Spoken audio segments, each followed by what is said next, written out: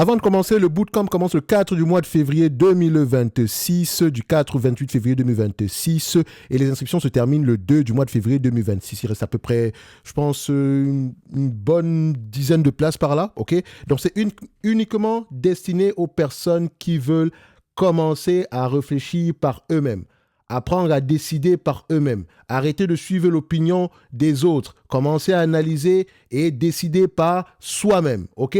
Pendant 30 jours, on travaille de manière intense, 8 séances de 2 heures, à peu près un ensemble ici de notes de cours ici pour permettre ici de pouvoir bâtir une conviction ou bien, enfin, apprendre à analyser une entreprise de manière générale de A à Z, quelles questions à poser, etc. Bref, je vous laisse aller voir ça ici. Et je rappelle une chose, vous avez une garantie satisfaction. Donc, qui dure 30 jours.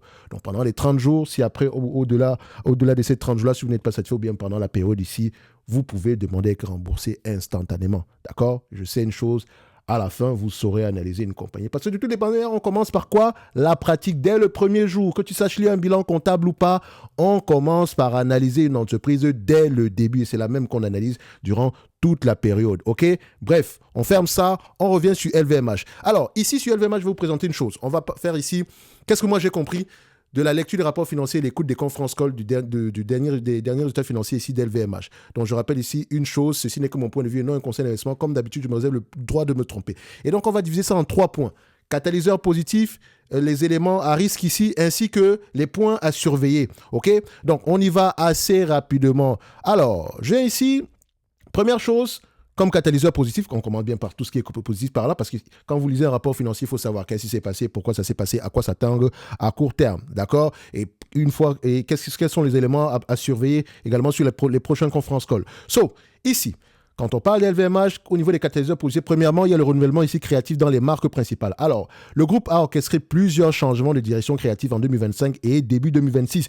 Chez Dior, l'arrivée d'un nouveau directeur artistique capable de produire simultanément les collections hommes et femmes a donné lieu à un défilé de haute couture en janvier 2026, salué par la direction. Céline, Love, Fendi ont également accueilli de nouveaux talents. Louis Vuitton a lancé une gamme de maquillage et poursuit le développement de sa ligne de parfums qui affiche une croissance à 2 chiffres.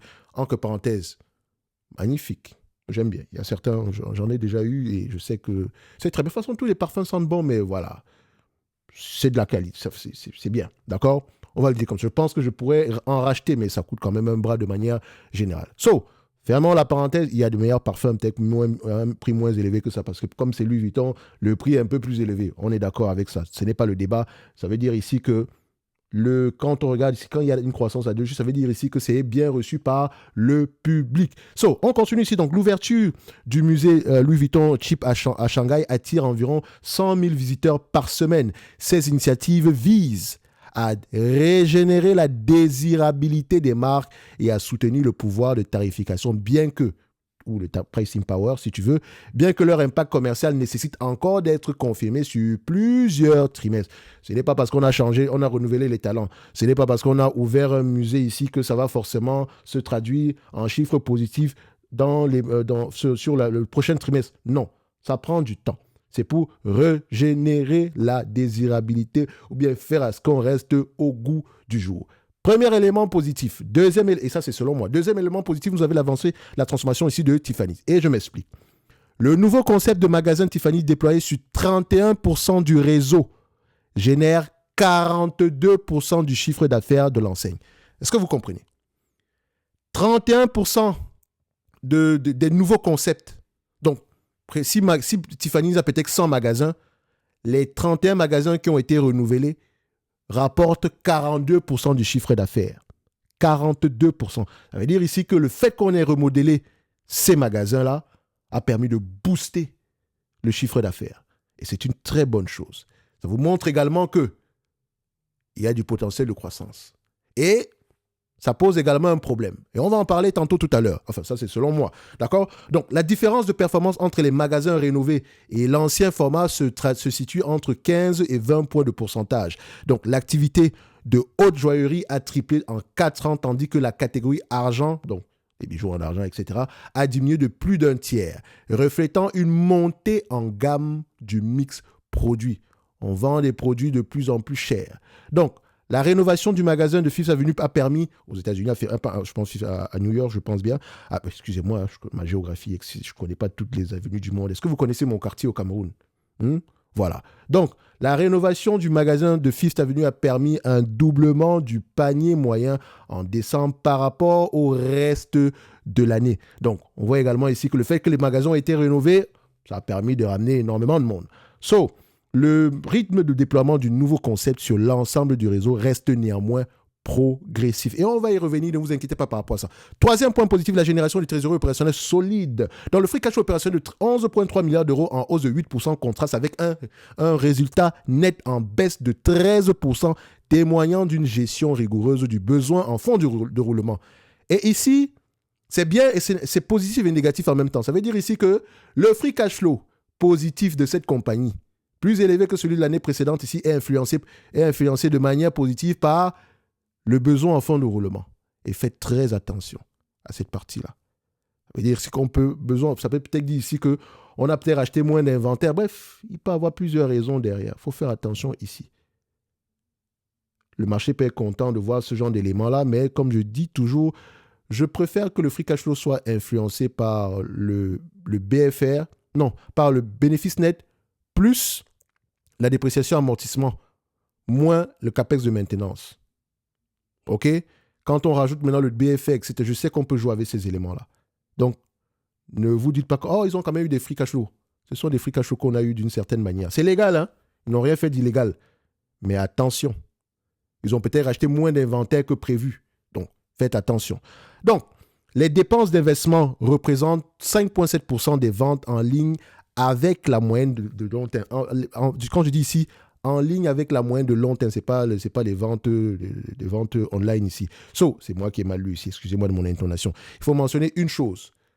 Le free cash flow, c'est quoi? Cash flow opérationnel moins dépenses en capital. Vous allez également constater quoi? Le capex diminue. Maintenant, posez-vous la question. Est-ce que c'est le capex de maintenance? Est-ce qu'on est au niveau du capex de maintenance ou bien on est en dessous du capex de maintenance? Un proxy du capex de maintenance, ça s'appelle la dépréciation amortissement. Quand vous regardez, quand une entreprise a un capex moins élevé que la dépréciation amortissement, posez-vous toujours des questions. Ce n'est pas forcément mauvais, mais très souvent, si c'est un business qui a des magasins à capter, je ne dis pas que c'est un capital intensif, mais il faut prêter attention. D'accord? Un proxy de manière générale pour apprécier le capex de maintenance et la dépréciation amortissement. OK? Donc, les dépenses d'investissement représentent 5,7% des ventes en ligne avec la moyenne de long terme. Donc, c'est quelque chose qu'on a connu par le passé. OK?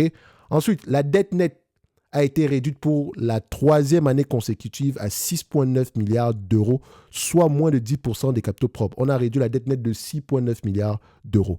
Cette solidité financière offre une flexibilité pour poursuivre la transformation en cours tout en maintenant le dividende stable à 13 euros par action.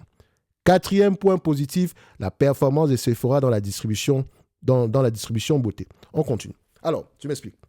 Sephora affiche une croissance organique de 4% avec une accélération au second semestre portée par le volume et l'amélioration des marges. La direction souligne que l'enseigne ne couvre actuellement qu'une fraction limitée du marché mondial, laissant un potentiel d'expansion géographique, notamment en Asie et au Moyen-Orient. Donc, la division distribution sélective a également ramené DFS à l'équilibre opérationnel après des pertes significatives les années précédentes, grâce à des cessions d'actifs et une restructuration du portefeuille. Cinquième point positif, selon moi, les catégories haute joaillerie et montres destinées à une clientèle très fortunée maintiennent une demande robuste. Cette résilience bénéficie de l'appréciation des marchés actions qui soutient l'enrichissement patrimonial des ultra-riches. Eh oui, pensez qu'ils achètent parce qu'ils ont un puits d'argent, parce que également les marchés actions vont bien. Et si les marchés actions ont tendance à diminuer ici, sachez qu'ils vont un tout petit peu souffrir. Pas comme nous, d'accord? Mais ils vont un tout petit peu souffrir. Actuellement, tout va bien. Tant que les marchés actions sont en hausse, etc., ça va aller. OK? Ensuite, le groupe développe parallèlement une offre d'entrée de gamme pour capter les nouveaux entrants dans le luxe, créant une stratégie duale entre volume et valeur unitaire élevée. Peut-être qu'ici, ça peut être discutable, mais bon, LVMH, ce n'est pas c'est pas Hermès, ou même que Hermès a à généralement ici des produits d'entrée, mais sur certains types d'accessoires, pas tous les accessoires. OK? Ça, c'est ce que je pouvais dire par rapport aux éléments positifs. Maintenant, en ce qui concerne les risques, premièrement, l'impact persistant de la volatilité des changes. Je m'explique. Les effets de change défavorables ont représenté environ 1 milliard d'euros d'impact négatif sur le profit opérationnel, expliquant la majorité de la baisse publiée de 9%. Donc, si on ajuste, la baisse non ajustée des effets de change, c'est moins 9%. Si on ajuste à taux de change constant ici, on a plutôt un chiffre moins mauvais que ça. OK? Donc, cette volatilité s'est intensifiée en fin d'année avec un impact négatif de 6% sur les revenus du quatrième trimestre. Pour 2026, la direction anticipe un impact global similaire, mais inversé chronologiquement avec une pression au premier semestre, suivie d'un effet favorable au second semestre. La structure opérationnelle du groupe avec une production concentrée en Europe de l'Ouest et des ventes largement réalisées en devises non euro crée une asymétrie naturelle lorsque l'euro s'apprécie. Les mécanismes de couverture offrent une protection également limitée. Il faut vous dire une chose, ça pourrait être un bon sujet. Enfin, entre parenthèses, parfois je sais qu'il y a parmi vous, les gens s'inquiètent souvent du taux de change, etc. Sachez que vous ne devez pas prêter toute votre attention sur le taux de change. Ce n'est pas votre travail. Posez-vous toute la question de savoir si une entreprise a le pricing power. Également, par rapport au portefeuille, essayez d'investir sur des monnaies qui sont à peu près stables, qui perdent très peu de valeur, même si à long terme, la valeur, les monnaies fiduciaires, ils ont tendance à perdre de la valeur de manière générale due à l'inflation. Mais ça peut également, l'inflation, la variation de taux de change peut aller dans votre sens comme dans l'autre. OK? Ça peut être positif ou négatif certaines années. Donc, ne vous cassez pas trop la tête. Parfois, la performance peut être impactée grandement par la variation du taux de change. Et on est bien content de voir cela. Comme d'autres années, c'est impacté négativement. Et il faut accepter. OK? Ne vous cassez pas plus la tête que ça. Pour nous qui faisons du stock picking, nous, on se consacre sur la qualité de nos business. Et on se demande si les entreprises qu'on possède ont un pricing power de sorte que si on a une variation de trompe, qu'on puisse s'ajuster en conséquence. Donc, deuxième point négatif, selon moi, ou bien à risque, tension tarifaire sur la chaîne de valeur. Les droits de douane sur le cognac imposés par la Chine et les États-Unis ont dépassé les prévisions affectant la division vin et spiritueux qui enregistre un recul organique de 5%. L'impact est demeuré partiel en 2025 grâce à des stocks constitués en début d'année, mais s'appliquera sur l'intégralité de l'année 2026. Donc, on avait déjà des stocks dans ces zones géographiques-là, donc c'est pour ça que l'impact n'est pas trop, non, ça ne se ressent pas énormément, mais 2026 va avoir tendance à être plus, voilà, on aura un impact plus prononcé ici en 2026 parce qu'il va falloir envoyer le produit vers ces zones géographiques-là. OK? Donc, les divisions mode et maroquinerie ainsi que horlogerie et joaillerie subissent également des pressions tarifaires, notamment sur les matières premières comme l'or. Ah oui, vous avez oublié? Vous pensez que le prix de l'or augmente, le prix de l'argent augmente, donc ces métaux précieux-là, techniquement, ça va se répercuter sur le prix de la joaillerie ici. OK? Les prix vont largement augmenter. Donc, une escalade des tensions, une escalade des tensions commerciales entre les grandes puissances pourrait également entraîner des mesures de rétorsion additionnelles visant les produits de luxe européens. C'est pour ça, par exemple, quand vous regardez LVMH, dans leur présentation de résultats ici, dès le début, ils ont marqué quoi? Je vais juste aller comme ça. Ils ont marqué quoi dès le début? Si je prends ici, voilà le résultat annuel, en savoir plus. Qu'est-ce qu'ils ont mis ici? Si je prends le communiqué de presse, performance solide dans un contexte économique et géopolitique mondial perturbé. Voilà. Donc, ils l'ont également rappelé pendant le conférence call. Troisième élément négatif aux États-Unis, la demande pour la vodka, la tequila et le whisky est en baisse. Seuls les produits prêts à boire bas de gamme affichant une croissance. Le champagne évolue dans un marché qualifié de moins dynamique. La restructuration de Moët Hennessy, initialement annoncée avec un calendrier de 18 à 24 mois, voit désormais ce délai devenir plus incertain. La direction présente cette faiblesse comme cyclique, mais elle pourrait refléter une évolution structurelle des préférences de consommation, notamment chez les jeunes générations potentiellement influencées par des préoccupations de santé ou une allocation différente de leurs dépenses discrétionnaires. Quatrième point négatif, c'est la durée de transformation est opérationnelle. Et on revient sur Tiffany's.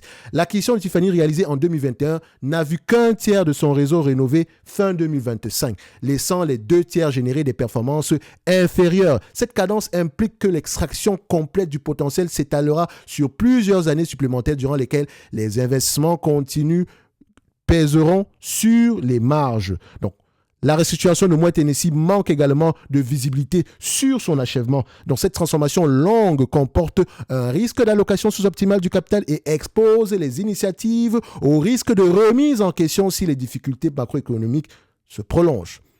Cinquième élément, pression fiscale exceptionnelle en France.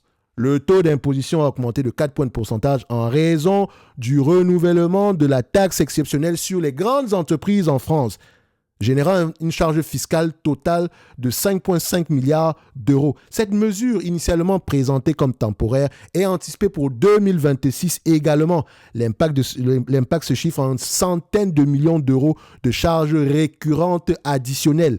La concentration des marques et des capacités manufacturières en France limite les possibilités de relocalisation fiscale sans compromettre l'authenticité des marques. Franchement, je ne comprends pas cette taxe. Ça n'a aucun sens. Ça n'a aucun sens. Bref, je vais fermer la parenthèse ici. Voilà. D'accord? Mais vous avez mon avis. Maintenant, il ne faudrait pas s'étonner demain si ces entreprises-là décident de partir. OK? Mais bon, on verra.